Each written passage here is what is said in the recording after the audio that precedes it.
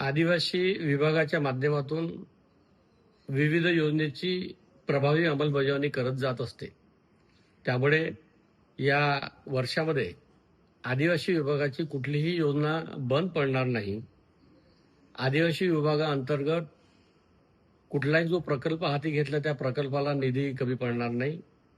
त्यामुळे आदिवासी विभागाचा निधी इतरत्र गेला किंवा काय जे याच्यावर जे चिंतन सुरू आहे त्याच्यापेक्षाही आदिवासी विभागाला कुठल्या प्रकारचा निधी कमी पडणार नाही आणि महायुती सरकार 100% आदिवासी समाज आणि आदिवासी विभागाच्या भक्कमपणे पाठीशी असल्यामुळे मी माझ्या समस्त बांधवांना आवाहन करतो, आश्वासित करतो. देशाचे पंतप्रधान नरेंद्र मोदी यांच्या कल्पनेतून पीएम जनधन योजना, धरती आबा योजना या योजनेच्या माध्यमातून सर्व आदिवासी समाजाला वेगवेगळ्या योजनेचा लाभ मिळत आहे.